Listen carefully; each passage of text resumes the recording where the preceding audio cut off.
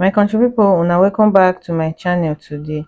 Saskay of the Big Brother Naija Shine Your Eye season, the man wey be say she bring come out as her boyfriend to the public, the boy don go for another woman DM, go talk say im dey single. And also, still on Queen and King Lamba, abi na Lord Lamba matter. So prior to wetin Lord Lamba talk few hours ago when he dey complain to say Queen fiance go carry money buy bicycle for him daughter, all those type of complain wey be say dey complain, Queen don come out come reply am. Na allegedly, because the chat, anybody can forge a chat, but this na the chat wey be say dey circulate for internet. Just drop the write up for my screen, but I go just give brief explanation. Queen come dey try to explain the fact say she no cheat on Lamba. According to wetin Lamba talk for the previous video wey say I drop, Lamba dey claim to say she cheat on am when dem dey date, but Queen come out dey talk say she no actually cheat on Lamba. Say the day of their pikin birthday, Lamba come with armed men like security to come secure am.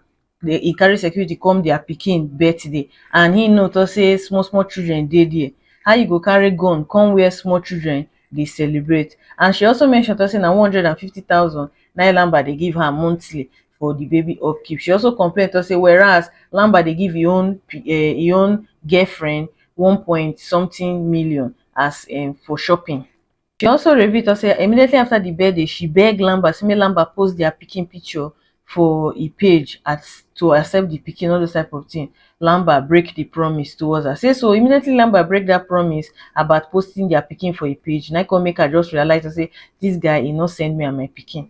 Come warn Lamba, because Lamba e come be as if the guy come dey threa ten her say he go deal with her, all those type of things. So she can't tell Lamba to say if you ever threaten her again, may just forget about the pikin for life. And she also mentioned to say the date wey be say Lamba dey allowed to come visit the pikin na on the 18th, 19th or 20th of the month, and e go be around 12 p.m. to 5 p.m. Say the location, she go communicate the location to him.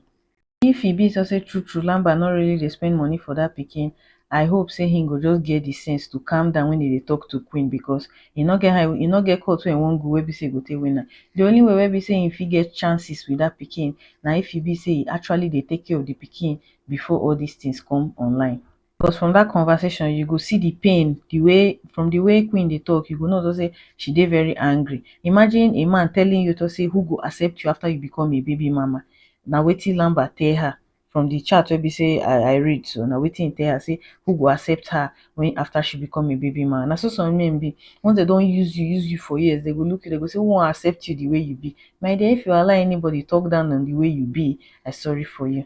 So unto Saskay matter, una remember to say Saskay na a housemate from the Shine Your Eye season, and ever since she come out from Big Brother house, the girl have been minding her business. So of recent, she come out, come show the public her boyfriend, the guy wey be say dey give her butterflies for her belle. E come turn out say certain people don start to dey get opinion about the guy. The first rumor wey be say I hear about the guy, they say the guy dey very stingy, those type of thing, but I not to put ear for that one. Later, people come dey come out now, they bring out chat, they talk say the guy dey go for women DM, they go declare to say him dey single, whereas he dey in a relationship with a superstar.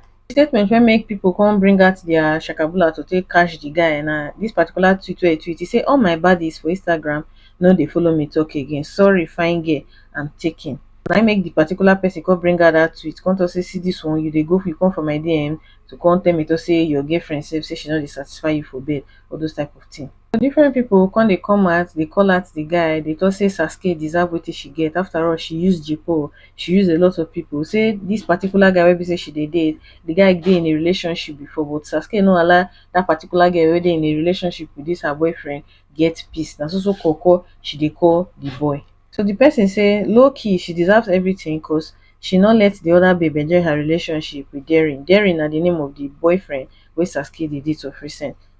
Na so call she dey call Daring every night, dey cry say she dey high. So the guy come over to her side. The person wey quote this tweet come talk say Saskay wan use meet guy call wound person man. You collect man thinking say you collect better man, not knowing say you go collect wetin God dey try save another woman from. What happened to girls code? That person come out, a different person come out come tweet again concerning the same guy wey Saskay dey date. He come say broke my babe's heart just to go and date celebrity. All of a sudden she's not enough for you, koburu. So person come still quote that tweet come say nothing can be hidden under the sun. So this na the chat wey be say e chat with people privately, all those type of thing wey the guy do, but the guy don come out come debunk. Him say he no do any of that, say na fake news, say na e ex, say he don explain everything to Saskay, say e get one ex wey be say e get wey be say dey wish am bad, all those type of things, say he don explain to Saskay. But I no understand how everything wey dey talk go just be lie like that. Different people na dey bring accusations against you. Sometimes when they accuse person, they accuse person of one thing, but your own, this one dey accuse you of this one dey accuse you of this. E dey somehow. Saskay wey be say dey on her own since the girl no dey find anybody trouble, this boy wan use e own come take stain the girl white. Na wow. For people wey be say dey talk say na because she treat Jipo badly, una remember the way Jipo take use all her beg naira take buy flower for Saskay for Valentine Day that time, wey be say the whole internet scatter. E come reach reunion, the girl come deny am, say dem no know anything, say dem no date, nothing, all this type of thing. The guy come just, the thing pain the guy, and people, Saskay fans really mock the guy that period. So certain people now come dey talk say na wetin she do Jipo that time na dey affect her. But to me, I not believe to say anybody in the right sense suppose bring Jipo matter into wetin dey happen to Saskay. Saskay deciding not to be with wetin be name Jipo not be justification for how she's been treated. After all, she's a human being. It is not by force to date person. If you no work, if you no like the person, if you are not physically attracted to the person, some people might get money but you no go dey physically attracted to the person, it's not your fault. So make nobody fault Saskay because she no date Jipo.